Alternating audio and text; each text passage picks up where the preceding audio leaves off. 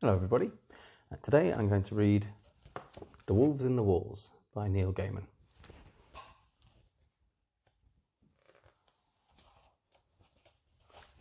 Lucy walked around the house. Inside the house, everything was quiet. Her mother was putting homemade jam into pots. Her father was out at his job, playing the tuba. Her brother was in the living room, playing video games. Lucy heard noises. The noises were coming from inside the walls. They were hustling noises and bustling noises. They were crinkling noises and crackling noises. They were sneaking, creeping, crumpling noises. Lucy knew what kinds of things make noises like that in the walls of big old houses, and she went and told her mother. "There's wolves in the walls," Lucy said to her mother. "I can hear them." "No," said her mother, "there are no wolves in the walls. You must be hearing mice, I suppose." "Wolves," said Lucy. "I'm sure it's not wolves," said her mother. "For you know what they say.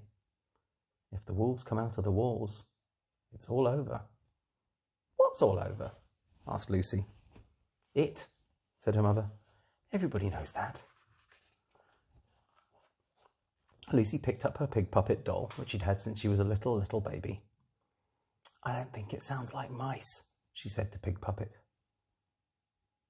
In the middle of the night, when everything was still, she heard clawing and gnawing, nibbling and squabbling. She could hear the wolves in the walls plotting their wolfish plots, hatching their wolfish schemes.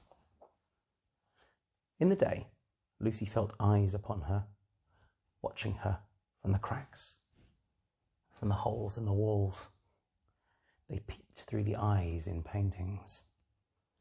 She went to talk to her father. "There's wolves in the walls," she told him. "I don't think there are, Poppet," he told her.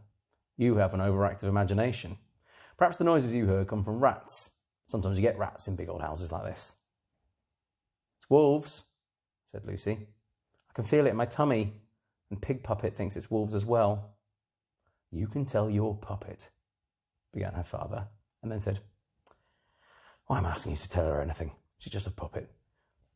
Lucy patted Pig Puppet's head so she wouldn't be offended. "Anyway, you know what they say about wolves," said her father. "If the wolves come out of the walls, it's all over." "Who says that?" asked Lucy. "People. Everyone, you know," said her father, and went back to practicing the tuba. She was drawing a picture when she heard the noises again.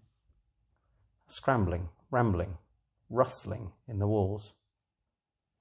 "There's wolves in the walls," she told her brother. "Bats," he said. "You think it's bats?" "No," he said. "I think you're bats."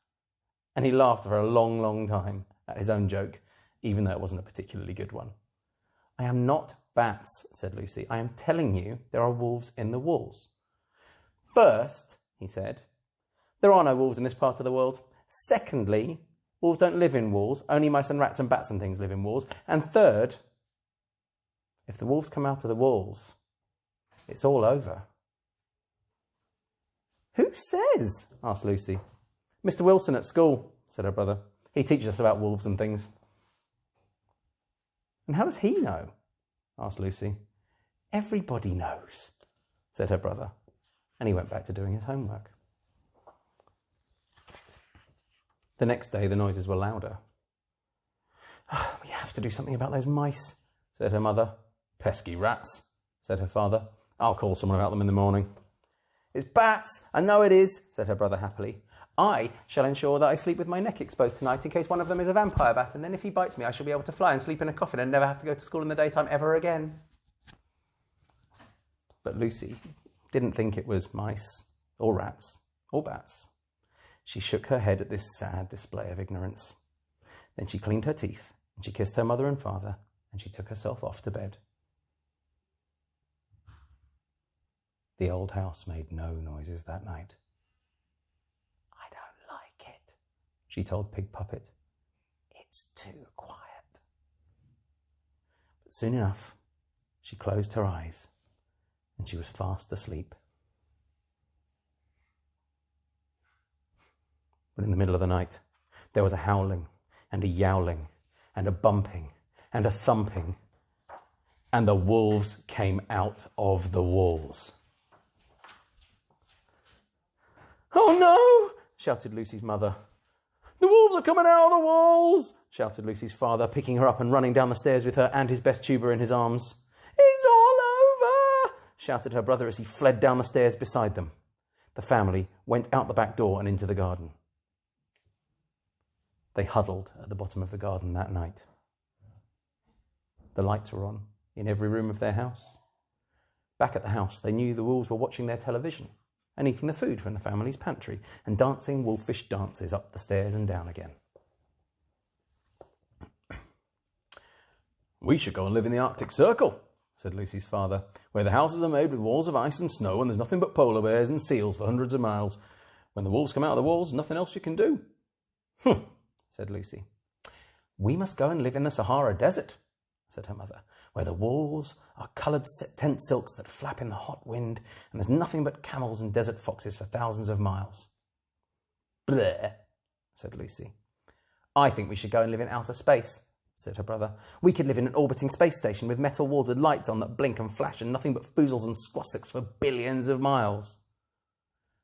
"What are foozles and squassocks?" asked Lucy. "Outer space things," he told her. "They have lots of legs, apart from the squassocks that don't have any legs at all, but they're friendly enough." "I don't want to live anywhere that isn't my house," said Lucy. "And I've left Pig Puppet behind." "We'll get you a new one wherever we go," said her mother. "Now, let's try to get to sleep." It was chilly at the bottom of the garden, and Lucy missed her Pig Puppet. "She'll be all alone in the house with the wolves," she thought. "They could do dreadful things to her." So Lucy crept back up the garden, quieter than any mouse, and she slipped up the back steps and through the back door and into the house. Lucy was standing there in the little hall at the back of the house when she heard some wolves coming down the stairs. They'd been eating jam and toast in front of the TV, and they were coming back for more. Where could she go? What could she do? Then, quick as the flick of the wing of a bat, Lucy slipped into the walls. She crept through the house on the inside, through the downstairs, up the middle, and into the wall of her bedroom.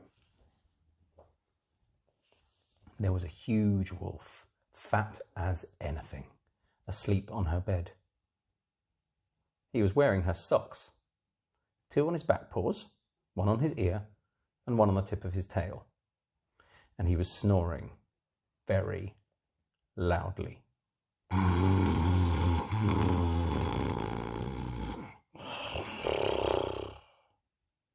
Lucy pushed open the picture that hung over her bed, and she climbed down carefully, quietly, and she picked up Pig Puppet from the floor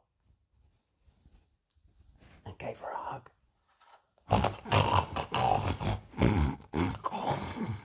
Snored the wolf, fast asleep. Quiet as a shadow, Lucy climbed up to the top of her old doll's house, and from there onto the top of a chest of drawers, and from there onto the mantelpiece, and behind the picture, and back into the walls. It's kind of nice in the walls, she thought.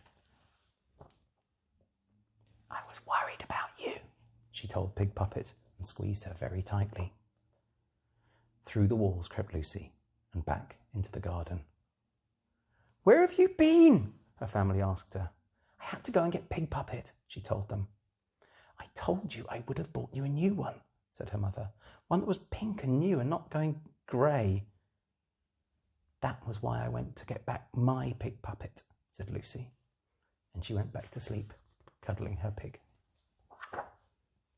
The next morning, Lucy's mother went to work, and Lucy's brother went to school, and Lucy and her father sat at the bottom of the garden.